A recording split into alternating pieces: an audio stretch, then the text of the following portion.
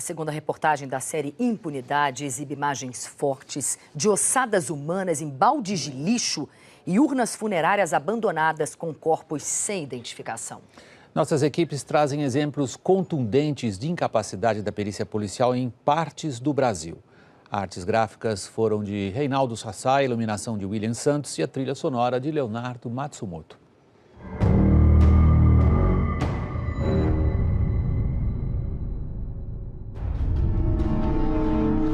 Tiros na noite da periferia de Natal e no meio da multidão, a vítima de um assassinato. A condenação do culpado depende da investigação que começa na cena do crime. Todas as pistas podem ajudar a polícia, mas só se o local for preservado até a chegada da perícia. Caso contrário, as pistas desaparecem. E uma investigação que começa assim, normalmente não chega a lugar nenhum. Estimativas, inclusive da Associação Brasileira de Criminalística, indicam que a quantidade de assassinatos cujos culpados são descobertos e punidos no país é muito baixa. Nos Estados Unidos, o índice é de 65%. Na França, 80%. No Reino Unido, 90%. Por aqui, não passa de 8%. A impunidade é regra no Brasil e o Rio Grande do Norte é um exemplo do que acontece quando o país não prioriza a segurança. Neste prédio velho funciona o Instituto Técnico e Científico de Polícia em Natal, o ITEP, responsável pelas perícias no estado. Nos fundos, o abandono cheirava mal. Encontramos baldes com ossadas humanas. Posso abrir esse aqui?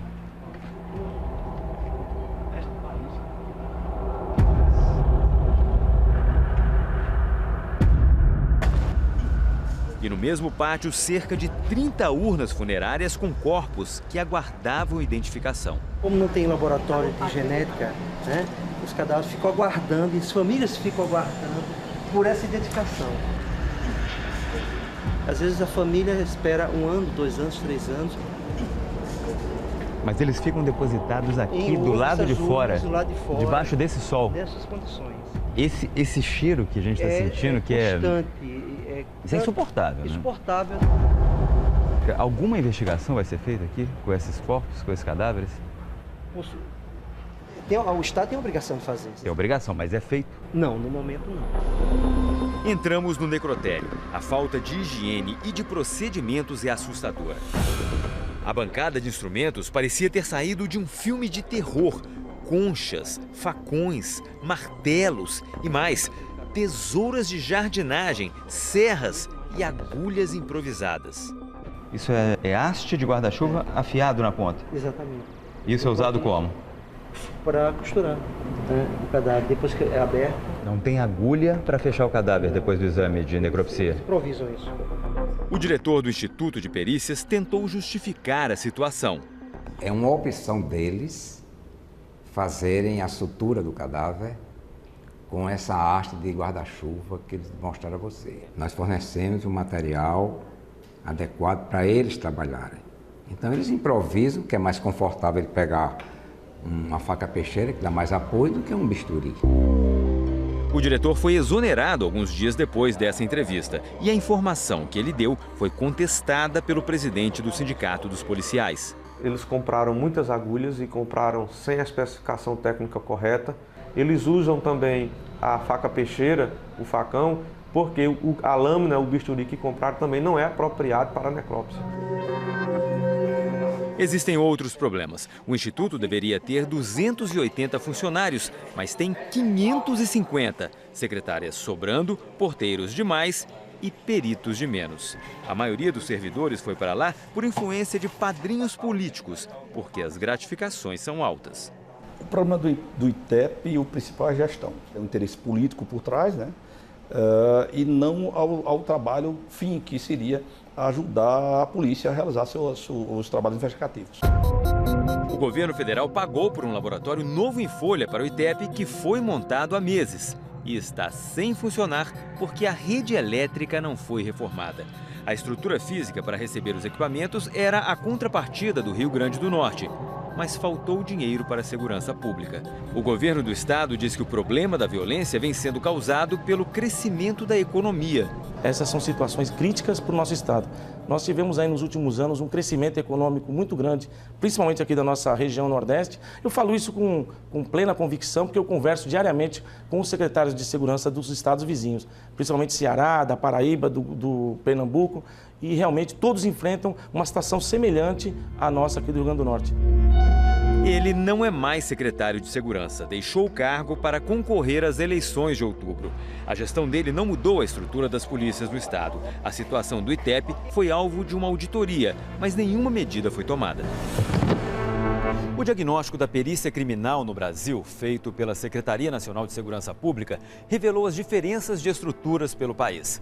Enquanto os peritos de Minas Gerais têm 228 câmeras para registrar as cenas de crime, os do Rio Grande do Sul têm 14 e para todo o estado do Amazonas são 9.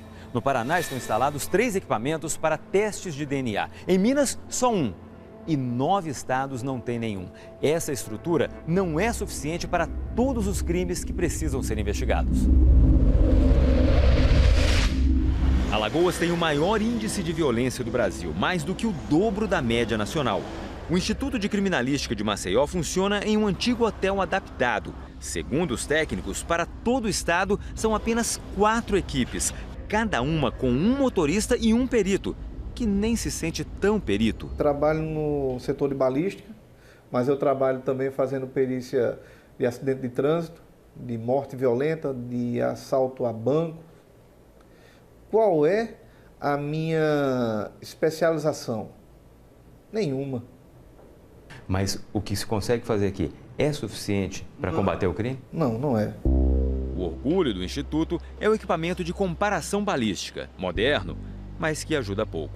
O Brasil não tem um banco de dados de armas de fogo. Se tivéssemos um banco de dados, como um banco de dados de projéteis de arma de fogo, a gente poderia identificar se aquela arma ela atuou em outros homicídios. Se aquela impressão digital coletada no local de crime, se ela está relacionada a outros delitos. Para medir a violência, as Nações Unidas adotaram o número de homicídios por grupo de 100 mil habitantes. Numa lista de 95 países, o Brasil aparece atrás apenas de El Salvador, Ilhas Virgens, Trinidad e Tobago, Venezuela, Colômbia e Guatemala. O índice brasileiro é de 27,1, o do Chile, 2,7 e do Japão, 0,3. A qualidade da investigação criminal no Brasil é ruim e muitas razões são apontadas, desde o excesso de crimes até a falta de especialização policial. Grande parte do problema é um problema de material humano, de concepção do papel da polícia, de capacitação do policial para que ele possa estar próximo da população e ser confiável à população. As polícias científicas, muitas vezes, quer dizer, a gente vai ver que não há a punição porque elas não contribuíram, né, com as provas necessárias para que um júri que seja autônomo, que seja correto, seja convencido de que aquela pessoa matou aquela outra pessoa.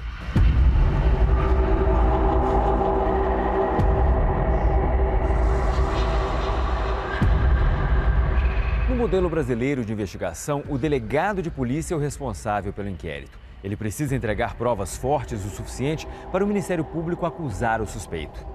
Deveria ser assim. Não é. O que acontece nas delegacias brasileiras é bem diferente. Isso a gente vai ver amanhã. Boa.